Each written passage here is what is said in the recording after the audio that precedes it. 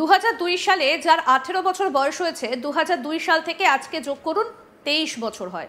যদি তার বাবা মায়ের সেই সময় 20 বছর বয়স হয় তাহলে তাদের বয়স এখন 46 বছর। সেই 46 বছর আগেকার বাবা মায়ের বার্থ সার্টিফিকেট জোগাড় করতে হবে। কতজনের আছে? যারা বলছে তাদের আছে তো? জিজ্ঞাসা করুন যারা আইন করছে তাদের আছে তো? ভোটার লিস্ট সংশোধনের নিয়ম প্রসঙ্গে বিস্ফোরক মন্তব্য মমতা ব্যানার্জির। সামনে 26-এ রাজ্যে বিধানসভা নির্বাচন, তার আগে ভোটার তালিকা সংশোধন এবং বাঙালিদের হেনস্থা ইস্যুতে প্রতিবাদে পথে নেমেছে রাজ্যের শাসক দল তৃণমূল। ঝাড়গ্রামের মঞ্চ থেকে এনআরসি নিয়ে তোপ দাগলেন মুখ্যমন্ত্রী মমতা ব্যানার্জি। এবার বার্থ সার্টিফিকেট নিয়ে প্রশ্ন তুলে কেন্দ্রীয় সরকারকে কটাক্ষ করলেন। তিনি জানান, ভোটার লিস্টে নাম আছে কিনা আগের লিস্ট দেখলে হবে না, নতুনভাবে ক্রস চেক করতে হবে। যাদের 2002 সালের আগে জন্ম হয়েছে তাদের বাবা মায়ের বার্থ সার্টিফিকেট লাগবে। এবার বলুন, আমরা যখন ক্ষমতায় এসেছিলাম আমরাও হোম ডেলিভারি, আমাদের স্কুল সার্টিফিকেটটাই সার্টিফিকেট। 2002 সালে যার 18 বছর বয়স হয়েছে 2002 সাল থেকে আজকে যোগ করুন 23 বছর হয়। যদি তার বাবা মায়ের সেই সময়ে 20 বছর বয়স হয়, এখন তাদের বয়স 46 বছর। সেই 46 বছর আগেকার বাবা মায়ের বার্থ সার্টিফিকেট জোগাড় করতে হবে। কতজনের আছে? যারা বলছে তাদের আছে তো? জিজ্ঞাসা করুন যারা আইন করছে তাদের আছে তো? তারা সোনার চামচ মুখে দিয়ে জন্মগ্রহণ করেছেন, তারা কি করে বুঝবে খেটে খাওয়া মানুষের কথা? বলছে বাংলা ভাষা বলে কোনো ভাষা নেই। তাহলে রবীন্দ্রনাথ ঠাকুর, স্বামী বিবেকানন্দ কোন ভাষায় কথা বলতেন? প্রত্যেক মানুষের একটা ভাষা আছে, ভাষা তার সম্মান, ভাষা তার গর্ব। শুনবো কি বলছেন মমতা ব্যানার্জি, শোনাবো। ভোটার লিস্টে নাম আছে কিনা আগের লিস্ট দেখলে হবে না, নতুনভাবে গিয়ে ক্রস চেক করতে হবে।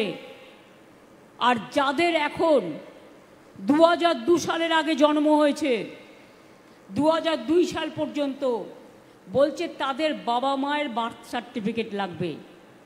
এবার বলুন তো, আমরা যখন ক্ষমতায় এসেছিলাম আমি দেখেছিলাম ইনস্টিটিউশন ডেলিভারি, মানে যারা বার্থ সার্টিফিকেট পেতে পারে হসপিটালে জন্মেছে, সেটার সংখ্যা ছিল 60%।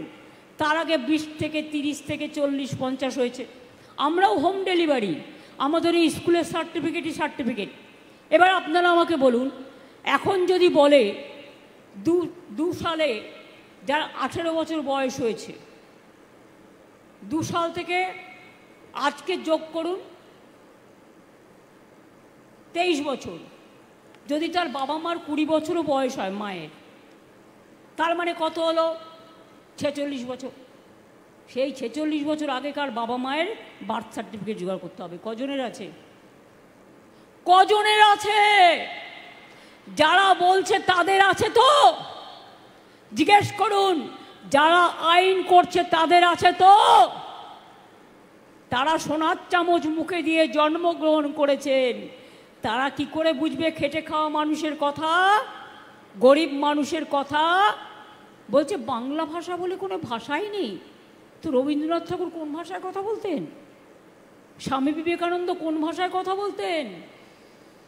রাজা রামমোহন রায় কোন ভাষায় কথা বলতেন? ঈশ্বরচন্দ্র বিদ্যাসাগর কোন ভাষায় কথা বলতেন? বিরসা মুন্ডা, রঘুনাথ মুর্মু তার নিজের ভাষায় কথা বলতেন। প্রত্যেক মানুষের একটা ভাষা আছে, ভাষা তার সম্মান, ভাষা তার গর্ব। নেতাজি সুভাষচন্দ্র বসু কোন ভাষায় কথা বলতেন? আর বলছে বাংলা বলে কোনো ভাষাই নেই। অপদার্থগুলো, এতে কি বলবো বলুন? একই সঙ্গে তিনি বলেন, কেউ যদি মনে করো বাংলা ভাষায় কথা বললে বাংলাদেশি বলে দেওয়া হবে, যারা আইন মেনে বাংলাদেশ থেকে এসেছেন তারাও ভারতীয় নাগরিক। যদি সত্যিই কেউ অনুপ্রবেশকারী হয় তার বিরুদ্ধে ব্যবস্থা নাও, আমাদের কোনো ব্যাপার নেই।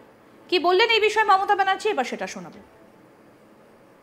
নিজের ভাষায় কথা বলাটা অপরাধ। যদি কেউ মনে করে বাংলা ভাষায় কথা বললে বাংলাদেশি বলে দেওয়া হবে, যারা বাংলাদেশ থেকেও এসছে আইনত মেনে, ইন্দো বাংলাদেশ যুদ্ধের পরে তারাও ইন্ডিয়ান সিটিজেন, যারা ভারতবর্ষের নাগরিক, তাদের কেন তুমি বাংলাদেশে পাঠাবে? যদি কেউ সত্যি অনুপ্রবেশকারী হয় তার বিরুদ্ধে ব্যবস্থা না, আমাদের কোনো ব্যাপার নেই। এটা আমাদের হাতে নেই, রাজ্য সরকারের হাতে, এটা তোমাদের হাতে আছে। কিন্তু তুমি কি করছো?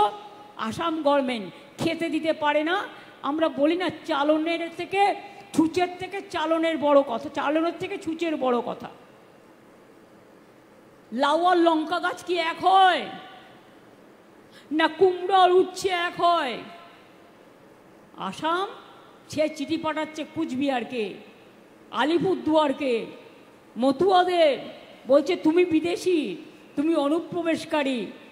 আমাদের লোকেরা লড়াই দিল, স্বাধীনতা সংগ্রামীরা লড়াই দিল, প্রাণ দিল, জীবন দিল, লড়াই করলো, সংগ্রাম করলো, দেশ বাঁচালো। আর আজকে বলে দিচ্ছে তোমরা বিদেশি। তুমি তার মানে তুমি একা স্বদেশী। তুমি কোথায় ছিলে? তোমাদের জন্ম হয়েছিল তখন? তোমাদের রাজনৈতিক দলের তখন জন্ম হয়েছিল?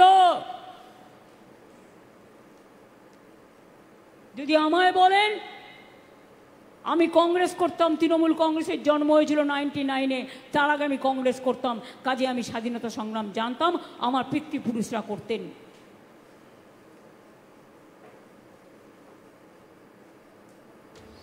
দু সালে যার 18 বছর বয়স হয়েছে, 2002 সাল থেকে আজকে যোগ করুন 23 বছর। যদি তার বাবা মায়ের সেই সময় 20 বছর বয়স হয়, এখন তাদের বয়স 46, তাহলে সেই 46 বছর আগেকার বাবা মায়ের বার্থ সার্টিফিকেট জোগাড় করতে হবে। কতজনের আছে প্রশ্ন করছেন মমতা বন্দ্যোপাধ্যায়।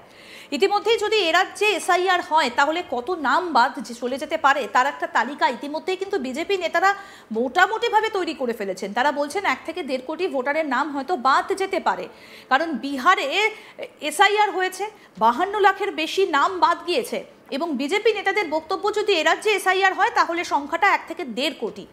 আর এখানেই প্রশ্ন, যে সমস্ত নিয়ম কানুন অর্থাৎ ভোটার লিস্টে নাম যাদের রয়েছে 2002 সালে যাদের বাবা মায়েদের, সেই বিষয়টা কিন্তু নিশ্চিত করতে বারবার করে যেটা উল্লেখ করা হচ্ছে বিজেপি নেতাদের তরফ থেকে, সেটা নিয়ে এবার মমতা বন্দ্যোপাধ্যায় কিন্তু যথেষ্ট আক্রমণাত্মকভাবে বলছেন যে সোনার চামচ মুখে নিয়ে যারা জন্মেছেন তারা কি করে বুঝবেন যে দুবেলা খেটে খাওয়া মানুষের কত জ্বালা, কত কষ্ট। সেই প্রশ্ন তুলেছেন মমতা বন্দ্যোপাধ্যায়, এবং তিনি আরও বলছেন যারা এই নিয়মটা করেছেন তাদের বাবা মায়ের সেই বার্থ সার্টিফিকেট আছে তো, জিজ্ঞেস করুন তাদের বাবা মায়ের আছে কিনা। সেই প্রশ্নও কিন্তু এদিন করতে শোনা গিয়েছে রাজ্যের মুখ্যমন্ত্রী মমতা বন্দ্যোপাধ্যায়কে। অর্থাৎ একদিকে যখন মমতা বন্দ্যোপাধ্যায় বলছেন যে একটা নামও যেন এ রাজ্যে ভোটার তালিকা থেকে বাদ না যায়, তখন বিজেপি নেতাদের বক্তব্য যে প্রায় 1 থেকে 1.5 কোটি নাম বাদ যেতে পারে ভোটার তালিকা থেকে। আর এই এসআইআর এ রাজ্যে হবে কি হবে না এখনো পর্যন্ত নিশ্চিত করে নির্বাচন কমিশন কিছু জানায়নি, কিন্তু তার আগেই রাজনৈতিক দলগুলোর মধ্যে একটা টানাপোড়েন কিন্তু শুরু হয়ে গিয়েছে।